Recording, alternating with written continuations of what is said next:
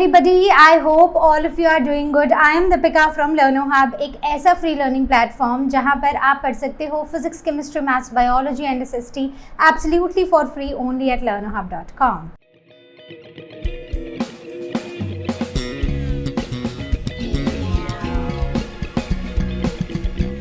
तो आज हम आप पहुंचे हैं ICSE क्लास 6 हिस्ट्री के लास्ट चैप्टर पर, द गुप्ता एम्पायर. एक टाइम था जब इंडिया में सब कुछ बिखर गया था.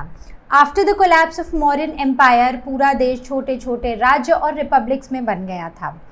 कुछ फॉरेन ट्राइब्स जैसे कि कुशाहन्स ने अपने राज्य बना लिए थे और भारत एक पजल बनकर रह गया था.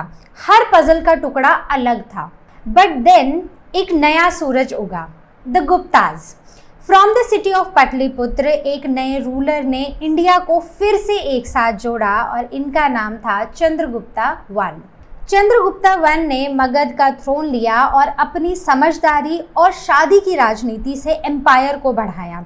उन्होंने लिच्छावी की प्रिंसेस कुमारा देवी से शादी की और पाटलिपुत्र को अपनी कैपिटल बनाया. तब से शुरू हुई गुप्ता एम्पायर के थ्रोन की कहानी और उन्होंने खुद को कहा महाराजाधिराजा, यानी कि किंग ऑफ द किंग्स. फिर आए उनके बेटे समुद्रगुप्ता, जिन्हें कहा जाता है द नेपोलियन ऑफ इंडिया. उन्होंने नॉर्थ से लेके साउथ तक विजय यात्रा की. नॉर्थ में 9 किंग्स को और साउथ में 12 किंग्स को हराया. लेकिन देखो उनकी समझदारी, उन्होंने इन पूरे राज्यों को एनेक्चर नहीं किया और बल्कि उन्हें अपना एलाइज बनाया और उनसे ट्रिब्यूट लिया. समुद्रगुप्ता ने अश्वमेध यज्ञ किया, एक symbol of victory and power.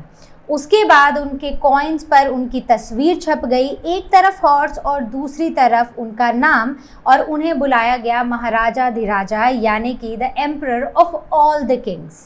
फिर आया उनका बेटा चंद्रगुप्ता टू, यानी कि विक्रमादित्य. उन्होंने अपने एम्पायर को अरेबियन सी तक एक्सटेंड कर दिया और वहाँ के रूलर्स, सका रूलर्स, उन्हें हरा दिया और साथ ही साथ वेस्टर्न पोर्ट पर कब्जा कर लिया. अब उन्होंने अपनी कैपिटल को बनाया उज्जैन और उज्जैन उस टाइम पर आर्ट, ट्रेड और नॉलेज का सेंटर बना. विक्रमादित्य के कोर्ट में थे नवरत्न, यानी कि 9 जेम्स, और उनमें से ग्रेटेस्ट थे कालिदास, जिन्होंने लिखा था अभिजना शकुंतलम और मेघदूत. भारत की इस समय को गोल्डन एज कहा जाता है. ये वो समय था जब भारत में लिटरेचर, आर्ट, साइंस, स्पिरिचुअलिटी सब कुछ अपने पीक पर था. ये वही समय है जब आर्यभट्ट ने कहा कि धरती अपने एक्सिस पर घूमती है और सूरज के चक्कर काटती है. उस समय पर दुनिया ये बात सोच भी नहीं सकती थी. वहीं पर वहारा मिहिरा ने सितारों का ज्ञान दिया और वाघभट्ट ने आयुर्वेद पर ग्रंथ लिखे. ये वो समय है जब जीरो और डेसिमल सिस्टम शुरू हुआ और जिसे आज तक हम यूज़ कर रहे हैं. अजंता केव्स के रंग अभी तक चमक रहे हैं. सारनाथ में बुद्धा की मूर्ति आज भी शांति का प्रतीक है. साथ ही देवगढ़ के मंदिर आज भी हमें ये बताते हैं कि उस समय के शिल्पकार कितने माहिर हुआ करते थे. वहीं पर नालंदा यूनिवर्सिटी दुनिया की सबसे बड़ी यूनिवर्सिटी थी, जहां पर अलग अलग जगह से बच्चे पढ़ने आते थे. पर जैसे हर कहानी का अंत आता है, वैसा ही कुछ यहाँ पर हुआ. हंस के अटैक ने गुप्ताज को वीक कर दिया. वैसे तो कंदगुप्ता ने उन्हें हराया, लेकिन उस अटैक के बाद अब एम्पायर धीरे धीरे वीक होने लग गया और एक ऐसा टाइम आया जब ये पूरा एम्पायर बिखर गया. बाय 6th सेंचुरी CE इस पूरे एम्पायर की यूनिटी टूट गई और फाइनली एक नए युग का आरंभ हुआ. लेकिन उनकी legacy, art, science, literature, tolerance, ये सब कुछ आज भी इंडिया के DNA में है. ये कहानी है भारत के गोल्डन एज की, उस समय जब राज्य नहीं बल्कि सोच जीत गई थी. तो चलिए अब डिटेल में समझते हैं इस द ग्रेट गुप्ता एम्पायर को, और साथ ही साथ ये वो समय था जब इंडिया अपने गोल्डन एज में था. तो चलिए शुरू करते हैं what happened after the Mauryan empire. तो जब मौर्यन एम्पायर डिक्लाइन होने लगा ना, तो इंडिया में इन्वेजन्स होने लगी. बाहर के लोग आके इंडिया पर अटैक करने लगे और काफ़ी ज़्यादा पॉलिटिकल अनरेस्ट हो गया था. फिर कुछ फॉरेन ट्राइब जैसे कि कुशाहन्स ने नॉर्थ इंडिया को इन्वेड किया और वहाँ पर एक बहुत ही स्टेबल और पावरफुल किंगडम बना लिया. साथ ही साथ इनके जो रूलर थे कनिष्का, वो काफ़ी पावरफुल थे। उन्होंने बड़ा पावरफुल नॉर्थ में एक एम्पायर बनाया। साउथ में इसी समय पर आंध्राज यानी कि सतावहन्स जो थे वो उन्होंने एक इंडिपेंडेंट किंगडम इस्टेब्लिश कर लिया। तो ये सब हुआ जब मौर्यन एम्पायर डिक्लाइन हुआ। अब इस टाइम पर ना काफ़ी ज़्यादा पॉलिटिकल कियोस और फ्रेगमेंटेशन था। इनके डिक्लाइन के बाद अब धीरे धीरे कुशाहन्स, सतावहन्स ये भी डिक्लाइन, इनका जो टाइम था या इनका जो किंगडम्स थे, एम्पायर्स थे, वो भी अब धीरे धीरे डिक्लाइन होने लगे। और तब हुआ एक पॉलिटिकल केओस, और ये पॉलिटिकल केओस में पूरा का पूरा सब कॉन्टिनेंट छोटे छोटे किंगडम्स में और रिपब्लिक्स में टूट गया और बहुत ज़्यादा डिसयूनिटी आ गई for over 100 of years, right. तो ये वो समय था जब इंडिया में अलग अलग राज्यों में अलग अलग राजा रूल किया करते थे, तो बहुत सारे राजा थे। अब what happened after this happened the rise of the Gupta Empire। तो इस समय पर क्या हुआ, around the beginning of the 4th century ये जो स्कैटर्ड किंगडम्स थे ना, इनको ये फिर से यूनाइट होने लगे, मतलब भारत की एकता फिर से जुड़ने लगी। तो गुप्ता डायनेस्टी ने एक इम्पीरियल रूल इस्टेब्लिश किया ओवर द नॉर्थ इंडिया पहले, और अब इनका रूल अबाउट 200 ईयर्स तक चला, मतलब 6th सेंचुरी CE तक ये रूल चला, 6th सेंचुरी में कुछ पार्ट तक। तो अब वापस से स्टेबिलिटी आई, देश में प्रोस्पेरिटी आई और काफ़ी सारी अचीवमेंट्स आई, मतलब इतनी सारी अचीवमेंट्स इतने सारे फील्ड्स में कि आज भी हिस्टोरियंस इस एज को द गोल्डन एज बुलाते हैं। So the golden age of ancient India was the age that is called the period that is called as the Gupta period. इसमें हुआ क्या क्या था, तो इसमें काफ़ी स्ट्रॉन्ग रूलर्स थे और उनकी एफिशिएंट गवर्नेंस थी। वहीं पर आर्ट के लिए, लिटरेचर और साइंस को फ्लरिश करने के लिए काफ़ी पीसफुल कंडीशंस थी। Then the cultural unity was seen across the regions in the country. अब हमें ये सारी बातें पता कहाँ से चली हैं, यानी कि we will be talking about the sources of information on the Gupta empire. तो अब कहाँ से हमें पता चलता है, किसी ने कुछ लिखा या हमें कुछ बना हुआ मिल गया, राइट। तो whether it will be a literary source और it will be a archaeological source. So historians ने रिकंस्ट्रक्ट किया गुप्ता हिस्ट्री को फ्रॉम मेनी सोर्सेज, जिसमें लिटरेरी और आर्कियोलॉजिकल एविडेंसेस इंक्लूडेड हैं, और इससे पॉलिटिकल, सोशल और कल्चरल लाइफ को एक क्लियर पिक्चर मिली है। ठीक है, लिटरेरी सोर्सेज से शुरू करें तो आपको याद है मैंने आपको इनिशियली स्टोरी में ही बताया था कि उनके कोर्ट में ना 9 रत्न हुआ करते थे, और उन रत्नों में से एक थे कालिदास जी। तो कालिदास जी एक संस्कृत पोएट और ड्रामेटिस्ट थे जिन्होंने बड़े सारे मतलब जो भी ब्राइट स्टार्स थे ना इस पीरियड के, उनके बारे में, मतलब ही was one of the brightest stars in this period, और इस पूरे एम्पायर की जो ब्राइट साइड थी ना वो हम तक पहुंचाई है। तो इनके 2 फेमस काम हैं, अभिजना शकुंतलम जो कि एक रोमांटिक ड्रामा है, और मेघदूत एक क्लाउड मैसेंजर बहुत ही ब्यूटीफुल सी पोएम है। सो इन टेक्स्ट से हमें गुप्तास की सोसाइटी, उनका कल्चर और उनकी रॉयल लाइफ के बारे में पता चला है। अब एक हमारे पास फॉरेन अकाउंट भी है। तो एक चाइनीज़ ट्रैवलर थे, चाइनीज़ बुद्धिस्ट ट्रैवलर थे, जिनका नाम था फाहिन। फाहिन इंडिया आए थे जब गुप्ताज रूल कर रहे थे, यानी कि गुप्ता पीरियड के टाइम पर, और उन्होंने उस टाइम कैसा था इंडिया में, क्या था इंडिया में, उसके बारे में लिखा था। तो उन्होंने बताया था कि लोगों की लाइफ कितनी पीसफुल थी, साथ ही साथ कितनी प्रॉस्पेरिटी और काइंडनेस थी यहाँ पर रूल में, और यहाँ पर बुद्धिज़्म स्प्रेड कर रहा था। तो ये जो ट्रैवल लॉग्स थे इनके, ये जो ट्रैवल व्लॉग्स थे उनके, so that is the first hand account of life. तो ये ब्लॉग्स थे, व्लॉग्स नहीं थे, उस टाइम तक वीडियो फॉर्म में नहीं आता था। तो इससे हमें एक फॉरेन अकाउंट से भी हमें ये पता चला है कि यहाँ पर कैसा रूल था बेसिकली। ठीक है, तो ये जो फाहिन की डायरी थी ना, ये कुछ अराउंड 1600 ईयर ओल्ड है। एक हम ये बोल सकते हैं एक व्लॉग है, ठीक है, जो हमें गुप्ता पीरियड के बारे में बताता है।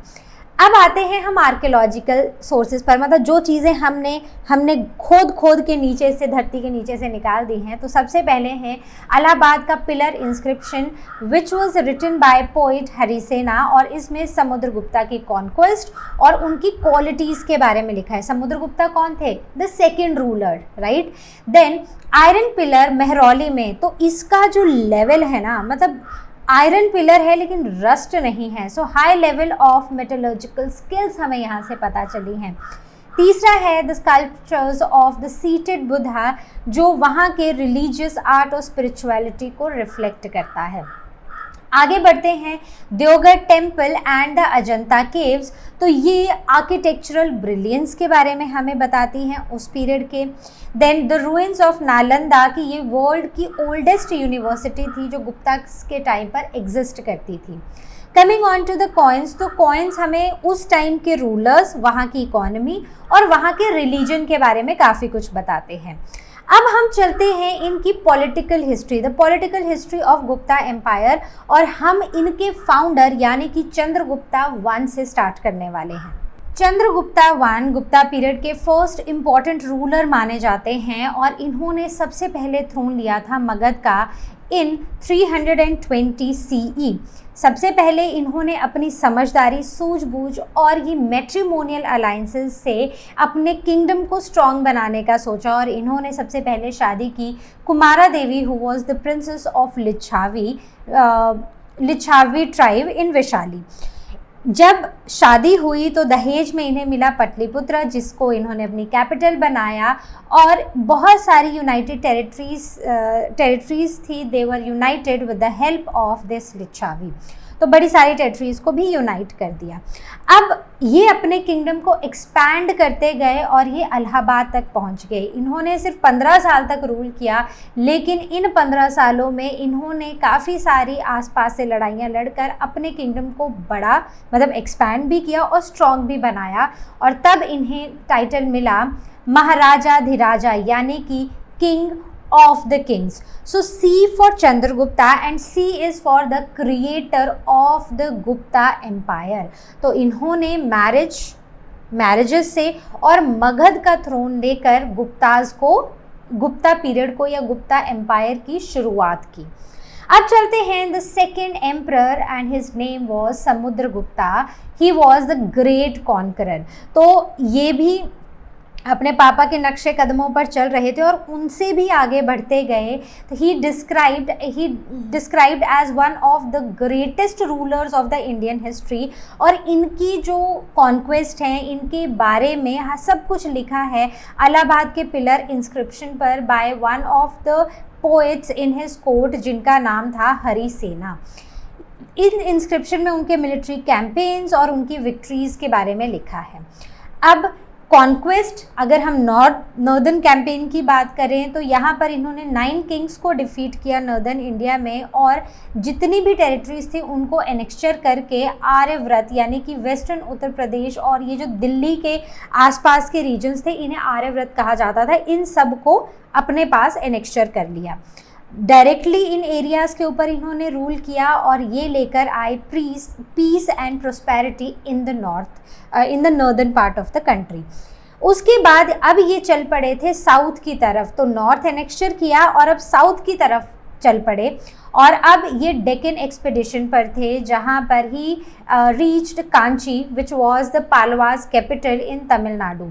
पल्लवा किंग को एक बात रियलाइज़ हुई कि वो अकेले समुद्रगुप्ता से जीत नहीं सकते, इसीलिए उन्होंने जितने भी किंग्स थे साउथ के सबको इकट्ठा किया और एक गुट बनाकर अब ये समुद्रगुप्ता से लड़ने के लिए चले गए, लेकिन ये सब हार गए और समुद्रगुप्ता जीत गए। तो ये जो कॉन्फेडरेसी थी ये डिफीट हो गई, लेकिन समुद्रगुप्ता ने इन स्टेट्स को, जैसे नॉर्थ में इन सबको एनेक्चर किया था लेकिन साउथ में एनेक्चर नहीं किया, क्योंकि उनको पता था कि इतना बड़ा किंगडम इतने दूर से चलाना, मतलब एक तो किंगडम बड़ा है, ऊपर से एक जगह पर बैठ के इतना बड़ा किंगडम चलाना बहुत मुश्किल हो जाएगा। तो इन्होंने सिर्फ उनसे ये बुलवाया कि मैं ही ओवरलॉर्ड हूँ, मैं ही राजाओं का राजा हूँ और तुम हर साल मुझे कुछ ट्रिब्यूट दोगे। बस इसी ट्रिब्यूट के आने से गुप्ता एम्पायर की जो कोष थे, क्या बुलाते हैं उनको, जो उनका खजाना था वो बढ़ता गया और ये एम्पायर स्ट्रॉन्ग होता गया. So he accepted, they all accepted his overlordship and paid him tribute. तो नॉर्थ को तो एनेक्चर किया लेकिन साउथ को he respected and left all the, मतलब जितनी भी स्टेट्स थी वो उन राजाओं के पास उन्होंने रहने दी. अब हम चलते हैं फ्रंटियर स्टेट्स पर. तो ईस्ट और वेस्टर्न फ्रंटियर पर he also submitted to Samudragupta. तो starting from Assam, Nepal and Bengal in east and the tribal republic of Rajasthan in the west. तो इन्होंने भी बिना लड़ाई झगड़े इन्होंने भी ओवरलॉर्ड उनको मान लिया और अब उनको गिफ्ट्स और ट्रिब्यूट्स वो देते रहते थे. तो इस तरह ये एम्पायर समुद्रगुप्ता ने बहुत ज़्यादा स्ट्रॉन्ग बनाया. फिर अपनी जीत हासिल करने के बाद अब इन्होंने किया अश्वमेध यज्ञ. तो वैदिक पीरियड में पढ़ा था ना अश्वमेध यज्ञ. तो अपनी विक्ट्री को सेलिब्रेट करने के लिए अश्वमेध यज्ञ हुआ और जिस विच actually symbolizes the supreme sovereignty and he got the title of Maharaja Dhiraja like his father. अब the coins were issued. तो एक तरफ थे कॉइन के, एक तरफ होता था अश्वमेध यज्ञ का घोड़ा और दूसरी तरफ खुद किंग. ठीक है, तो ये उनकी सुप्रीमेसी के बारे में बताता था. अब अगर हम इनके एडमिनिस्ट्रेशन और वेल्थ की बात करते हैं, so the tribute, he receive the tributes from the subordinate kingdoms, जिसने इनकी रॉयल ट्रेजरी को और एनरिच किया और साथ ही साथ फाइनेंशियली इस एम्पायर को बहुत ज़्यादा स्टेबल बनाया. एम्पायर प्रॉस्परस हुआ और एम्पायर बहुत ही इन्फ्लुएंशियल हो गया आफ्टर द कॉन्क्वेस्ट्स. अब बात करते हैं एक्सटेंट ऑफ द एम्पायर. तो एम्पायर डायरेक्ट और इनडायरेक्ट कंट्रोल में कुछ चीज़ें थी, जैसे कि बंगाल से लेके दिल्ली तक और हिमालय से लेके नर्मदा तक, ये सब कुछ गुप्ता एम्पायर के डायरेक्ट कंट्रोल में आता था. वहीं पर over vast vassal states they were beyond this area, तो ये इनके इनडायरेक्ट कंट्रोल में आते थे. अब समुद्रगुप्ता ना ही वॉज मल्टी फेस्टेड एम्परर. मतलब ऐसा नहीं था कि ये सिर्फ मिलिट्री जीनियस थे, ये एक बहुत अच्छे पोइट और म्यूजिशियन भी थे. He patronized the Sanskrit literature and scholars like Harisena and he was a staunch follower of Hinduism. लेकिन ऐसा नहीं कि ये हिंदुइज्म को फॉलो करते थे. So there was no tolerance for other religions. इनके मन में बाकी सारे रिलीजन, बुद्धिज़्म और अदर रिलीजन्स की तरफ भी टॉलरेंस थी. So he supported the Buddhist scholars और उन्होंने प्रमोट की कल्चरल हार्मनी.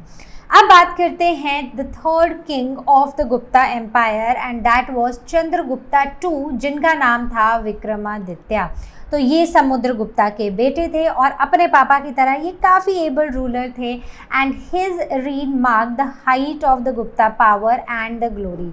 तो समुद्रगुप्ता ने सब कुछ कॉन्कर कर दिया और चंद्रगुप्ता II यानी कि विक्रमादित्य ने सब कुछ कल्चर करके रखा. बिल्कुल कल्चर्ड एनवायरनमेंट हुआ करता था.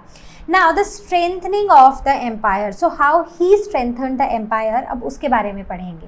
सो he consolidated the power through the matrimonial alliances. उन्होंने नागा रूलर की बेटी से शादी की और नॉर्थ सेंट्रल इंडिया में अपनी पावर को स्ट्रेंथन किया.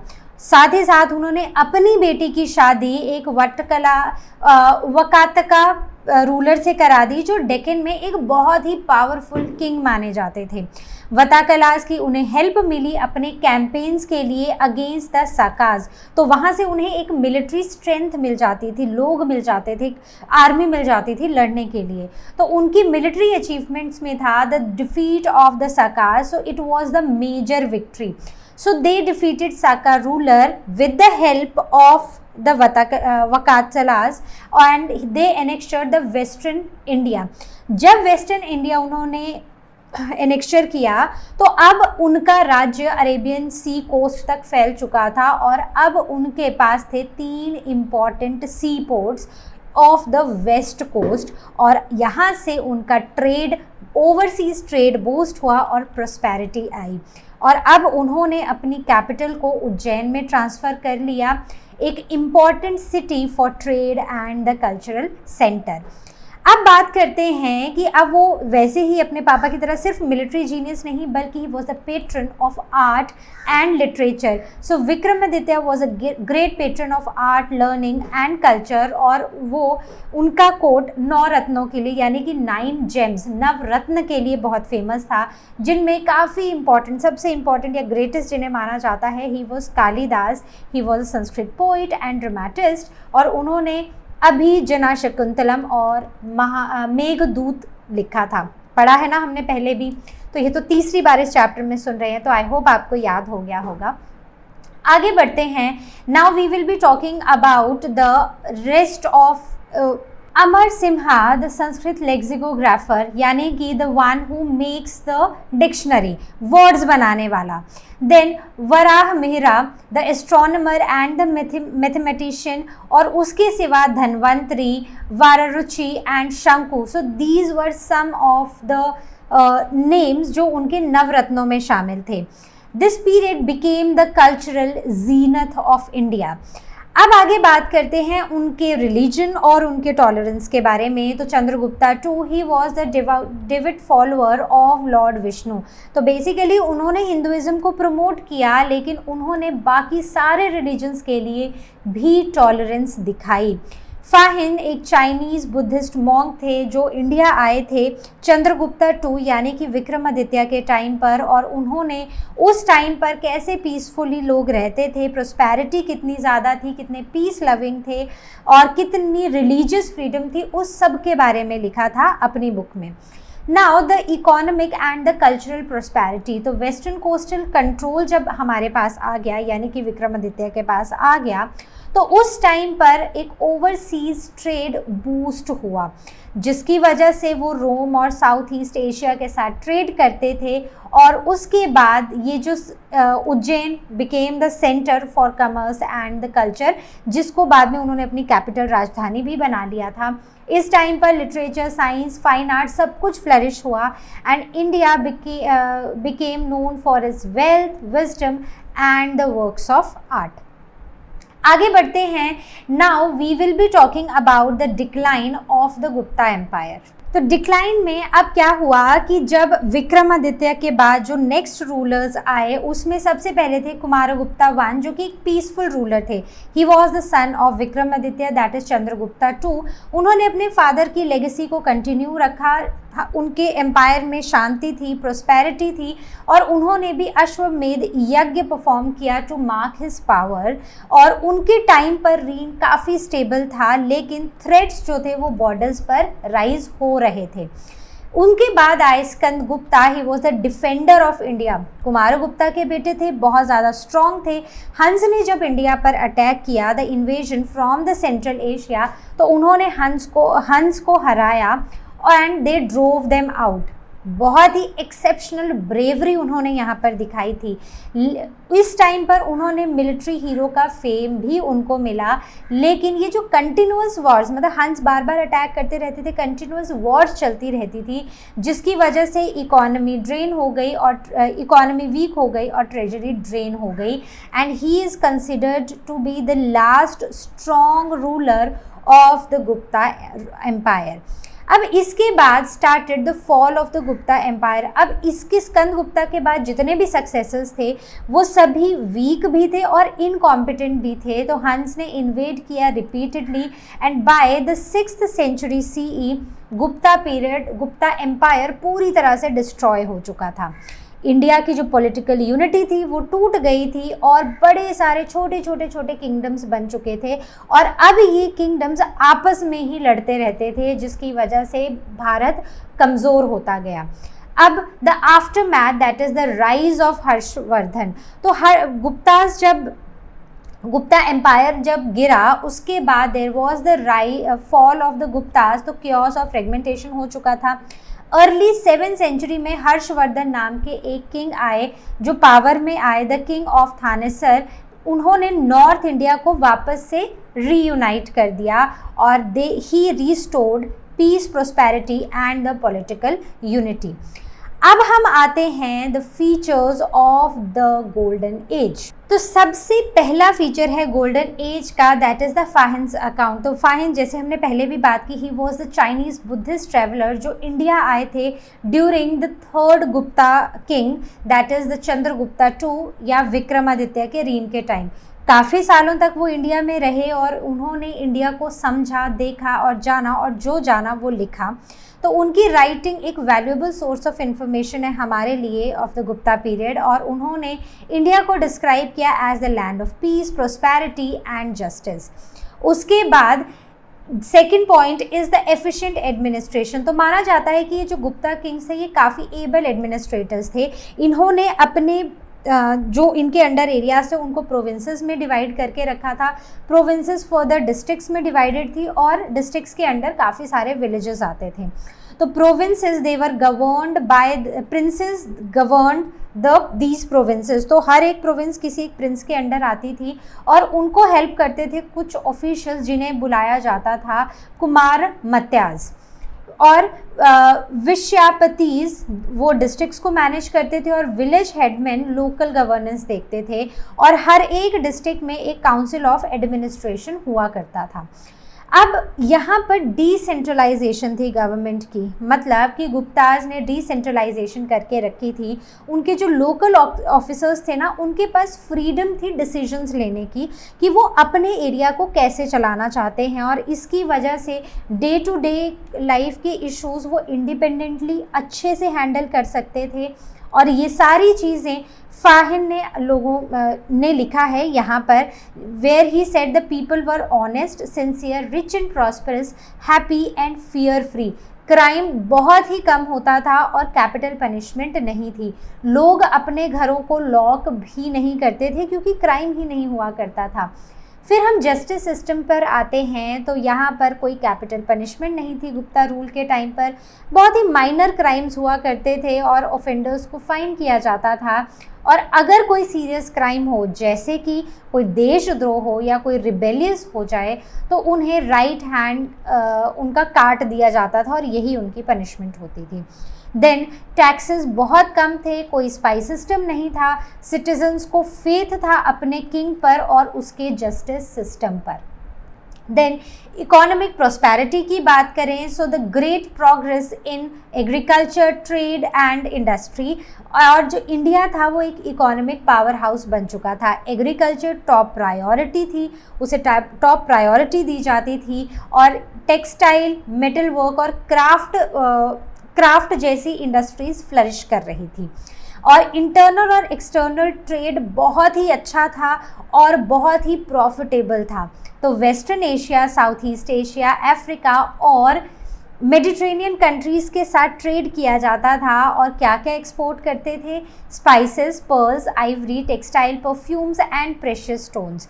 और इन रिटर्न इंडिया में गोल्ड आता था और लग्जरी गुड्स आते थे। ट्रेड वेस्टर्न सी पोर्ट से होता था और इससे बहुत ज़्यादा रिच हो गया। इस ट्रेड ने इंडिया को बहुत ज़्यादा रिच बना दिया।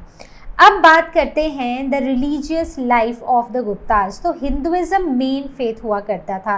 तो जितने भी गुप्ता रूलर्स थे, they were the staunch followers of Hinduism, और वो लॉर्ड विष्णु की पूजा करते थे और इन्हें वैष्णवास कहा जाता था। They perform the Vedic rituals जैसे कि अश्वमेध यज्ञ, और टेम्पल्स बनाए गए थे in large number during their period. Idol worship बहुत ज़्यादा पॉपुलर हो चुका था इनके समय पर। अब अगर हम भक्ति मूवमेंट की बात करें, that is the rise of devotion. तो भक्ति movement gained momentum during the Gupta rule. तो हमने भक्ति मूवमेंट पढ़ा नहीं है, आप नेक्स्ट क्लास में पढ़ोगे। तो देयर वर टू मूवमेंट्स, एक था भक्ति मूवमेंट और एक था सूफी मूवमेंट। तो भक्ति मूवमेंट हिंदुइज्म में बहुत ज़्यादा प्रसिद्ध हुआ था। मतलब लेटर वैदिक पीरियड के बाद क्या हुआ था कि जो रिचुअल्स थे, जो मंत्रास थे, वो इतने डिफ़िकल्ट थे कि लोग उनको समझ नहीं पा रहे थे, रिचुअल्स को कर नहीं पा रहे थे। बहुत ही एक्सपेंसिव हो चुका था रिलीजन। लेकिन ये वो टाइम था जब लोगों ने वापस से अपने फेथ को फॉलो करना शुरू किया, और यहाँ से शुरू हुआ था भक्ति मूवमेंट। यहाँ से लोग वापस से अपने रिलीजन की तरफ आए और काफ़ी सारी चीज़ें वो अब फॉलो करने लगे थे। So they emphasised on self devotion to god over the rituals, और अब उन्होंने बोला कि हम भगवान के लिए डिवोटेड रहेंगे, रिचुअल्स को फॉलो करना ज़रूरी नहीं है। सिंपल था, इनएक्सपेंसिव था एंड इमोशनल था, विच was appealing to the common people. Then this helped religion make more personal and inclusive. तो religion अब personal और inclusive हो चुका था। Now there happened the revival of Hinduism. तो गुप्ता एरा के टाइम पर हिंदुइज्म रिवाइव हुआ and after the dominance of Buddhism and Jainism in the earlier centuries. तो वैदिक पीरियड के बाद हमने क्या पढ़ा था? Jainism and Buddhism, correct. अब वहाँ पर जैनिज्म बुद्धिज्म काफ़ी पीक पर था, लेकिन अब जैसे भक्ति मूवमेंट का राइज हुआ वैसे वैसे लोग वापस से अपने कल्चर हिंदुइज्म को फॉलो करने लग गए। ओल्ड ट्रेडिशंस वर री interpreted and they were revived. Gupta supported religious festivals, temples and rituals, making Hinduism flourish again. तो गुप्ता पीरियड के टाइम पर हिंदुइज्म वापस से रिवाइव हो गया। Now the religious tolerance and other faiths, तो वैसे तो ज़्यादातर हिंदूज थे, लेकिन गुप्ताज ने बाकी रिलीजन्स के लिए भी टॉलरेंस शो की। बुद्धिज़्म और Jainism they continue to prosper, और जितनी भी बुद्धिस्ट यूनिवर्सिटी थी, मतलब जितनी भी नहीं, जो बुद्धिस्ट यूनिवर्सिटी नालंदा थी, that was patronised by the Guptas, and then many people followed Jainism peacefully. तो लोग बुद्धिज़्म को भी फॉलो कर रहे थे, लोग जैनिज्म को भी फॉलो कर रहे थे। Now talking about the scientific progress under the Guptas, तो यहाँ पर काफ़ी रैपिड प्रोग्रेस देखी गई मैथमेटिक्स, एस्ट्रोनॉमी, मेडिसिन और मेटलर्जी में। Guptas encouraged learning and experimentation, और जो स्कॉलर्स थे they made discoveries centuries ahead of the rest of the world. ठीक है, तो जैसे ज़ीरो डेसिमल सिस्टम, जैसे अर्थ अपने एक्सिस पर घूमकर सूरज के चक्कर लगाती है, तो ये सारी चीज़ें इंडिया में ही इंडिया से ही ओरिजिनेट हुई थी, यहीं पर ये डिस्कवरीज हुई थी, और उसके बाद ये पूरे वर्ल्ड में फैली थी। बड़े ही इम्पॉर्टेंट साइंटिस्ट हमारे यहाँ पर रहे हैं। सबसे पहले हैं Aryabhatta. He was a genius mathematician, he was one of the greatest mathematician and astronomer, और इन्होंने अरिथमेटिक, अलजेब्रा और ज्योमेट्री पर काम किया था, and he introduce the concept कि अर्थ अपने एक्सिस पर रोटेट करती है, और उसके बाद उन्होंने एक्सप्लेन किया कि अर्थ सन के अराउंड घूमती है।